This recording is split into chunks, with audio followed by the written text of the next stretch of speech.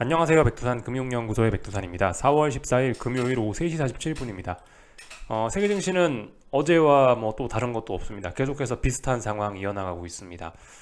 여러 가지 악재들이 있지만은 말씀드렸다시피 이게 반영이 안 되고 있다고요. 여러 가지 악재들이 있는데 이게 이제 대부분 잠재적인 악재들이라 반영이 안 되는 것 같기도 합니다.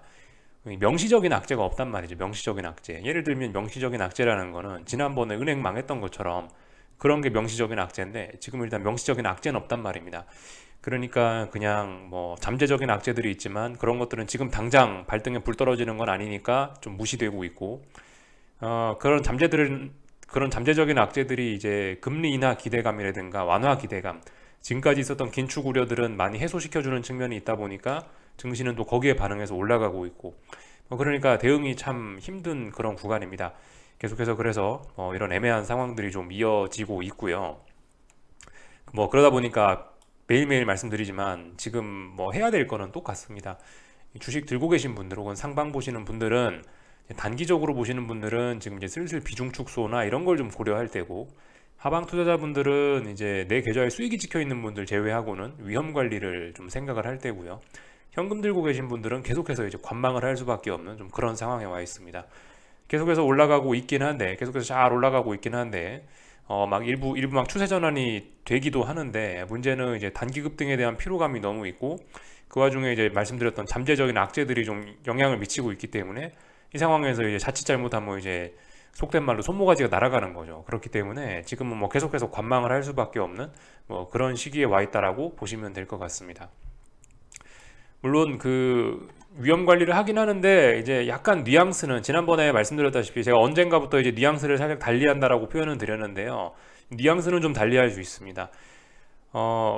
어쩌면은 이미 물려 계신 분들, 이미 하방으로 진입을 해서 많이 물려 계신 분들 같은 경우는 사실 지금까지는 가만히 있다가 지금 와서 이 상황에서 위험 관리를 들어간다?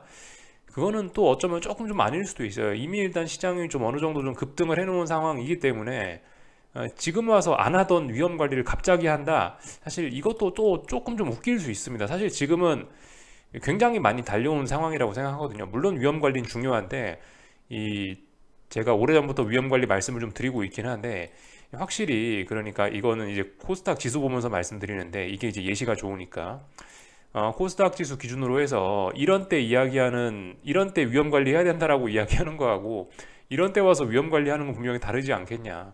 오히려 이런 자리까지 왔으면 이제는 사실 위험 관리의 중요성이 조금 떨어질 수도 있는 그런 구간일 수 있다라는 거 조금 생각은 해봐야 되겠습니다.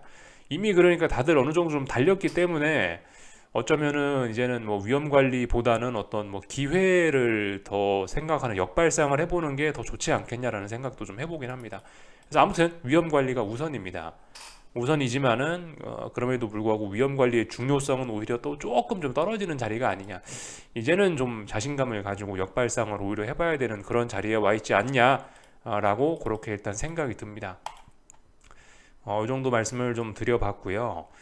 제가 그리고 지난번에 이제 어떤 하방 포지션 청산 이런 이야기를 하면서 이제 언젠가 이제 포기를 해야 되는데 하여튼 지금 여기서 잘 돼가지고 이제 계속해서 하방 포지션을 끌고 가서 끝내 좋은 수익으로 마감을 하거나 아니면은 여기 어딘가에서 이제 잘못돼가지고 이 정도쯤에서 결국 아예 하방을 청산하거나 이제 그 결정이 이제 조만간 난다라고 이제 표현을 드렸죠. 그래서 하여튼 아무리 늦어도 5월 초까지는 가면 안 될 것 같다. 이런 식으로 표현을 지난번에 드리긴 했었는데 그것도 당연히 여전히 가는 거고요. 조금 이제 좀 더 구체적으로 좀 그 기준에 관련된 너는 언제까지 어떤 기준을 갖고 버틸 거냐에 관련된 부분을 이제 조금 더 자세히 좀 이야기를 해볼까 하는데요. 일단 저 같은 경우는 이제 미국 증시하고 한국 증시만 일단 보고 있습니다. 거기에 일단 제 돈이 들어가 있는 거죠.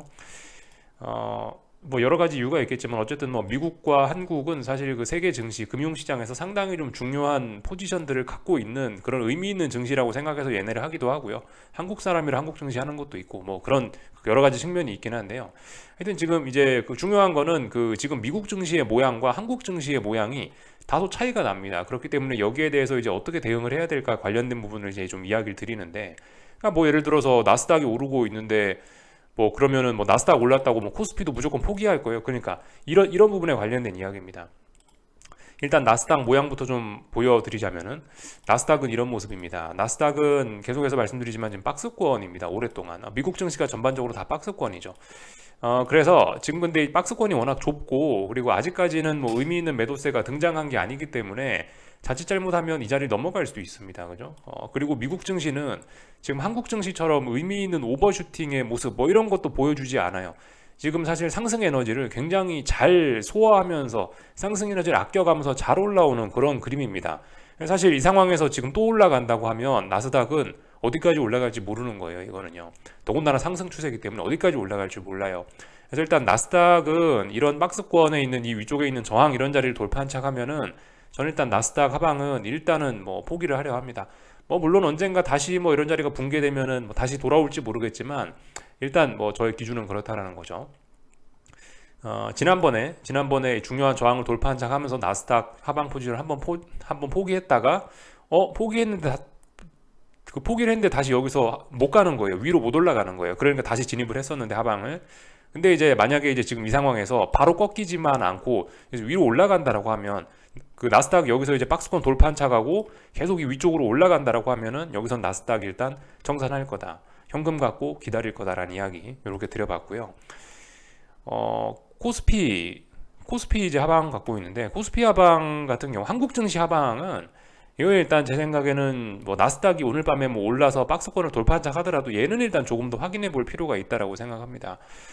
일단 오버슈팅이 나왔기 때문에 그 한국 증시는 미국 증시와 달리, 미국 증시는 상승 에너지를 잘 관리를 해가면서 소진시키지 않고 잘 가고 있는데, 한국 증시는 일단 뭐 단기적으로 봤을 때 일단 단기적으로 봤을 때만 해도 너무 이 슈팅성이 좀 강하기 때문에, 뭐 미국 증시가 오늘 밤에 중요한 저항을 돌파한 척 했다라고 해서 한국 증시 하방을 포기할 생각은 당장은 없습니다. 뭐 일단 미국은 또 큰형님이니까 좀 더 강할 수도 있다라고 생각을 하고요. 한국은 아무래도 동생이니까 또 좀 약할 수도 있다라고 생각하고요. 그래서 일단 한국 증시는 일단 오버슈팅이 나왔기 때문에 이 오버슈팅에 대한 피로감이 어떻게 소화되는지 좀 지켜보고, 조금 더 나스닥이나 미국 증시가 좀 강세를 보이더라도 한국 증시 하방은 조금 좀 더 끌고 가면서 뭐 명확하게 어떤 다음 어떤 신호가 나타날 때까지 좀 더 끌고 가보겠다라는 이야기 좀 한번 드려봤습니다. 이 정도 말씀드리면 될 것 같고, 하여튼 한국 증시 초강세가 이어지고 있는데, 뭐 여기에 뭐 여러 가지 이유들을 뭐 들어서 설명을 할 수 있겠지만은, 하여튼 뭐 그런 이유가 지금 중요한 것 같지는 않고, 하여튼 한국 증시가 지금 엄청나게 지 혼자 독주를 하고 있다는 이 현상에는 분명히 우리가 좀 주목을 할 필요가 있을 것 같아요. 특히 코스닥의 독주에는 우리가 아무튼 어떤 의미를 분명히 부여하면서 볼 수 있을 것 같긴 합니다. 코스닥 독주, 코스닥이라는 게 아시다시피 뭐 일단 코스피가 큰형님이고, 그죠? 코스닥은 동생이고, 이런 동생이 이렇게 랠리를 한다는 게 어쩌면은 하여튼 세계 증시의 진짜 뭐 최고 꼭지를 보여주는, 뭐 세계 증시가 이제 갈 때까지 갔다라는 걸 보여주는 그런 신호가 아닐지, 코스닥의 랠리가 어쩌면 탄광 속의 카나리아와 같은 어떤 신호등과 같은 그런 역할을 하는 게 아닌지, 지금 코스닥의 급등이 세계 증시를 끝장내기 위한 한 방이 아니었는지, 뭐 이런 의미를 갖고 좀 우리 좀 생각을 해볼 필요는 있다라고 봅니다. 이랬던 적이 사실 뭐 예전에도 좀 몇 번씩 있었기 때문에, 예를 들면은 언제였더라? 뭐 대략적으로 이때쯤이었던 것 같습니다. 뭐 2018년 여름쯤, 뭐 이때쯤도 사실 뭐 그랬던 것 같고요. 하여튼 코스닥이 마지막까지 난리를 부리고 랠리를 해야 이제 뭐 세계 증시가 좀 꺾이더라, 그런 게 좀 있긴 있습니다. 그래서 일단 뭐 그럴 수도 있으니까, 일단 하여튼 한국 증시 그 코스닥에 막 그런 의미도 있고 하니까, 일단 저는 어쨌든 한국 증시 하방은 조금 지금 포기하더라도 지금 포기하긴 좀 아깝지 않겠냐라는 생각입니다. 만약에 뭐 나스닥이 올라간다 뭐 그래도요. 하여튼 그래서 뭐 한국 증시는 조금 더 지켜봐야 되지 않겠냐. 더군다나 코스닥은 일단 위쪽에 어딘가를 못 넘어가고 있기 때문에, 이런 거는 아래쪽으로 조금 더 끌고 갈 만한 근거도 작지만 있고, 그렇기 때문에 아무튼 뭐 괜찮아 보인다 한국 증시는요. 그래서 조금 더 지켜보자, 뭐 이런 이야기를 좀 드려봤습니다. 오늘 그래서 있었던 일들 좀 간단하게 살펴보고 그렇게 하고 마칠게요. 오늘 한국 증시뿐만이 아니고 오늘 세계 증시 다 같이 강하고 있습니다. 뭐 특별히 이상한 거 없습니다. 그죠? 명시적인 악재 없고, 뭐 긴축 우려 이런 거 사라지고 있고, 완화 기대감 이런 게 계속 나타나고 있고, 경기 침체 가능성 이런 거는 반영이 안 되고 있기 때문에 계속해서 올라가고 있고, 특별한 일 없습니다. 잘 올라가고 있고요. 뭐 유럽 증시도 잘 올라가고 있습니다. 오늘 중국 상해 종합은 여기 가만히 보시면은 이런 모습이 나타나기도 했죠. 여기가 어떤 중요한 박스권 상단인데 오늘 보시면 박스권 상단을 돌파 안착하는 모습을, 레벨업을 하는 모습을 보여줬습니다. 물론 뭐 속임수일 수도 있기 때문에 조금 더 지켜볼 필요는 있을 거라고 봅니다. 근데 일단 이런 모습을 보고 속임수라고 하긴 좀 어려울 것 같아요. 왜냐하면 돌파 안착하는 과정에서 이 무거운 저항을 하나, 둘, 셋, 넷, 다섯, 5거래일간 매물소화 잘 하고 나서 올라가는, 차분히 올라가는 그림이라 진짜일 것 같다라는 생각은 듭니다. 근데 뭐 일단 오늘 밤에도 또 뭐 미국 은행주들의 실적 발표 있고 이러니까, 앞으로도 뭐 여러 가지 이벤트들이 있고 그러니까 일단은 뭐 한번 진짜인지 확인 정도는 해볼 필요는 있다라고 봅니다. 그래서 중국 증시도 오늘 뭐 레벨업이 되려고 하고 있다, 뭐 이런 것들이 좀 특징인 것 같고요. 뭐 나머지는 특별한 거 없는 것 같습니다. 그냥 다들 뭐 계속해서 어떤 장기 박스권인 일본 증시는 중요한 저항 부근까지 거의 다 올라와 있는 상태고, 어떻게 될지는 아직까지 모르는 거고, 물론 올라갈 것 같지만 올라갈지 안 올라갈지는 봐야 되는 거고, 올라갈수록 이제 저항이고 뭐 이런 모습들이 있기 때문에 좀 하여튼 뭐라 할 말은 없고요. 뭐 아니면 독일 증시 뭐 이런 거 같은 경우도 좀 볼 필요가 있죠. 얘는 이제 일찌감치 어떤 전고점 자리를 돌파 안착했는데 레벨업이 되긴 됐는데, 이 말씀드렸다시피 이제 가야 된단 말이죠. 얘는 일단 잘 못 가고 있는 그런 모습들을 보여주고 있습니다. 나스닥, 뭐 S&P, 뭐 하여튼 이런 친구들, 뭐 코스피, 뭐 어딘가 돌파 안착했으면 이제 시원시원하게 가야 되거든요. 삼성전자도 그렇고. 근데 일단 잘 못 가고 있는 모습은 분명히 이건 좀 불안한 점이라고 할 수 있겠죠. 그래서 하여튼 뭐 이런 점들이 보인다, 뭐 그런 점들을 좀 유심히 보면 되겠다, 이 정도 말씀드리면 될 것 같습니다. 여러 가지 점들, 오늘 있었던 일들 대충 수박 겉핥기만 했고요. 하여튼 오늘 밤에 그 은행주 실적들 발표 있다고요. 이게 좀 중요할 수 있다. 왜냐하면 미국 은행들 위기에서 어떤 경기 침체 가능성 이런 게 좀 그죠? 그게 이제 미국 은행 위기에서 경기 침체 가능성 이런 게 좀 생겨난 거기 때문에, 하여튼 미국 은행들이 실적이 좋냐 나쁘냐는 좀 굉장히 중요할 수 있다. 한편으로 생각을 해보면 이제 은행들의 어떤 대출 의지가 조금 좀 줄어들긴 했죠. 그래서 전반적으로 은행들의 대출이 줄어드는 모습을 봤는데, 이제 뭐 그런 걸 보면 은행들 실적이 좀 안 좋지 않을까 싶기도 한데, 글쎄요, 그게 이제 3월 중순에 사실상 이제 1분기 실적이 발표가 지금 4월달, 지금 이제 오늘 되는 건데, 그런 게 아마 반영이 뭐 잘 안 돼 있거나 좀 그럴 것 같다라는 생각이 좀 들긴 듭니다. 안 그래도 그래서 낮에 심심해서 이제 이 은행들의 실적이 예상치가 어떤가 좀 봤는데, 대형은행들은 멀쩡하다라고 이런 반응이더라고요. 대형은행들은 실적 좋을 거야, 뭐 은행 위기 큰 영향 없어 라고 이렇게 좀 긍정적으로 좀 일단 대부분 예상들을 하고 있더라고요. JP모건, 웰스파고 뭐 이런 친구들은요. 또 그리고 하여튼 다른 대형은행들도 다음 주에 발표되는 거 몇 가지 봤는데, 하여튼 대형은행들은 대부분 괜찮을 거야 라는 게 이제 시장의 기대감인 거고, 중소형 은행들 뭐 예를 들면 뭐 PNC 파이낸셜이나 아니면은 어디 갔지, FRC, 퍼스트 리퍼블릭 이런 친구들은 이미 이제 실적이 좀 안 좋을 수밖에 없다라고 그렇게 좀 예측을 많이 해놨더라고요. 지금 보시면 특히 퍼스트 리퍼블릭이 이게 EPS죠. EPS가 1.01, 뭐 여기 보시면 뭐 매출액이 뭐 1.22 빌리언 이렇게 써 있는데, 이런 것들이 지난번 나왔던 실적보다 훨씬 낮게 책정이 된 겁니다. 그래서 시장의 기대치는 이미 은행 위기나 이런 거를 어느 정도 좀 반영을 해놓은 상태이긴 합니다. 하여튼 뭐 지켜보면 될 것 같고요. 그래서 중소형 은행들의 실적이나 이런 거는, 그러니까 지금 의심하고 있는 데가 있잖아요. 시장 참가자들이 의심하고 있는데, 뭐 퍼스트 리퍼블릭이니 뭐 찰스 스왑이니 그런 데는 실제로 일단 전반적으로 실적 예상치가 좀 낮긴 했었습니다.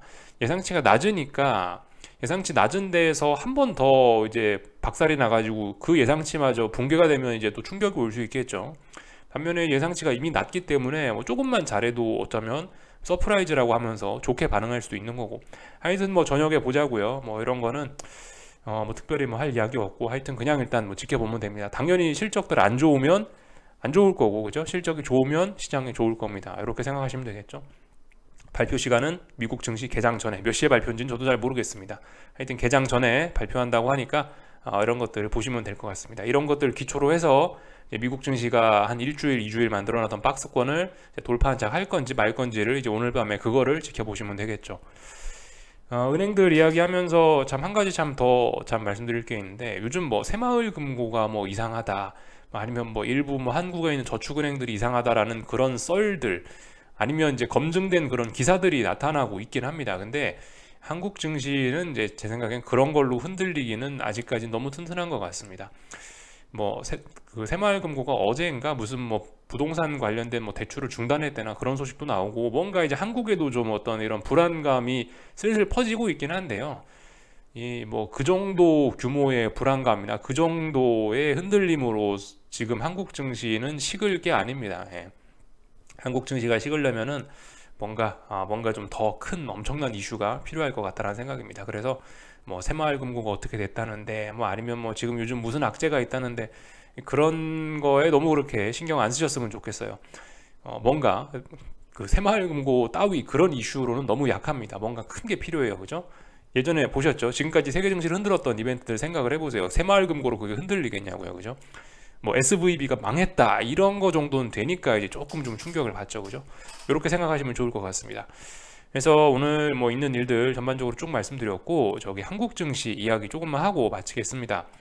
한국 증시는 일단은 오늘 뭐 음봉이 나오고 어쩌고 저쩌고 했는데요. 양대 지수가 오래간만에 이제 음봉이 나오긴 나왔는데 여전히 상승 마감이죠, 그죠? 의미 있는 매도세라고 하면 안 됩니다. 아직까지는 강한 건데요.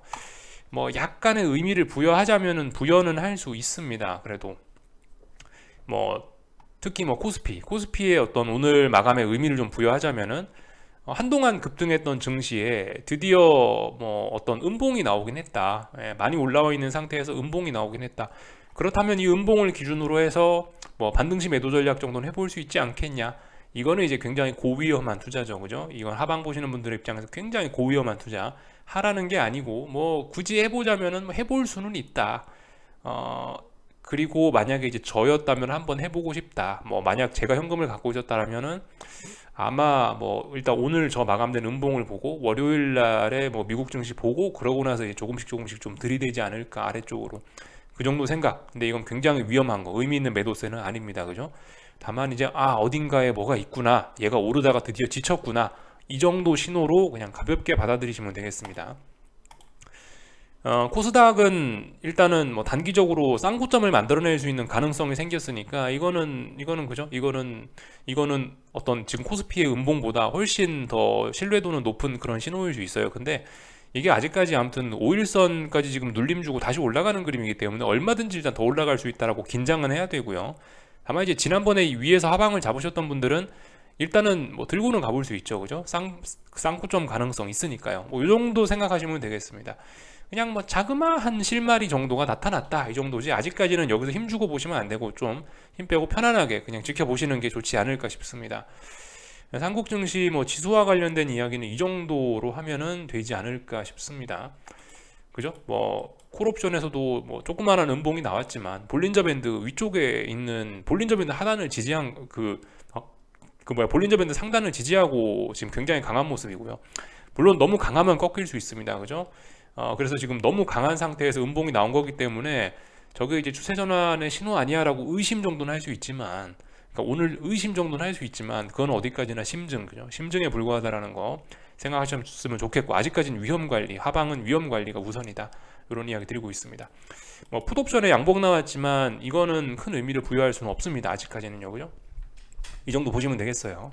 근데 아무튼 말씀드렸다시피 너무 단기 낙폭 과대 혹은 너무 낙폭 과대한 상황이기 때문에, 선물이도 너무 한동안 많이 올랐었기 때문에 이런 자그마한 것도 의미를 부여하자면 부여할 수 있지 않을까라고, 이제 위험 감수를 많이 하시고 싶으신 분들은 그 정도 생각까지 할 수 있다라는 거, 투자 아이디어가 충분히 될 수 있다라는 이야기 한번 드려보겠습니다. 뭐 변동성 지수들도 뭐 보시면 그냥 잘 버티고 있고요, 그죠? 어딘가에 잘 버티고 있기 때문에 하여튼 뭐 계속 어떤 방향 전환에 대한 기대감, 이런 거는 꺾기는 애매하다. 오히려 방향 전환에 대한 기대감을 좀 역발상을 세게 해보는 게 좋지 않겠냐. 이럴 때가 됐는데 뭐 이 정도 생각을 좀 강하게 해보시는 게 딱 좋지 않을까, 그런 생각만 하시는 게 좋지 않은 때인가 싶습니다. 환율은 아무리 지난번에 한번 붕괴가 됐었다 하더라도 저는 1292원이 여전히 중요한 자리인 것 같아요. 이 USD 연결 선물 기준으로 해서 1292원은 중요한 지지선인 것 같다. 지지선 부근이니까 달러 매수 한 번 정도 해볼 수는 있는데, 지지력을 개인적으로 조금 더 확인하는 거 보고 뭐 달러를 매수하든지 하셨으면 좋겠다라는 거예요. 여기서 일단 아래꼬리 달긴 달았는데 아직까지는 그러니까 아직까지 추세선을 이렇게 그을 수는 없습니다. 이 자리가 하락이 다 끝난 건지 아닌지 알 수가 없기 때문에 계속 내려올 수도 있는 거고, 아니면 여기서 지지선 만들고 이렇게 올라갈 수도 있는 건데 어떻게 될지는 아직 모르니까 조금 더 기다려 보시면 될 것 같고요. 하여튼 지금까지 뭐 달러 매수를 달러 좀 사시고 싶으셨던 분들은 슬슬 이제 지갑을 좀 열어보시는 게 어떨까, 지갑 열고 살 준비 정도 하시는 게 어떨까, 이 정도 생각이 들어봤습니다. 그래서 전반적인 거 좀 살펴봤고, 삼성전자 오늘 이야기하면은 다 끝날 것 같아요. 삼성전자가 이제 제가 이제 어제부터 드렸던 그런 이야기인데, 중요한 저항이 여긴데 저항을 돌파한 차에서 빨리빨리 가야 된다, 잘 가는지 보자라고 이야기를 해드렸는데 가야 될 때 못 가고 있어요. 오늘의 갭상승이 장대 음봉을 만들기 위한 갭상승이 됐죠. 결과적으로 장 마감하고 나서 보니까요.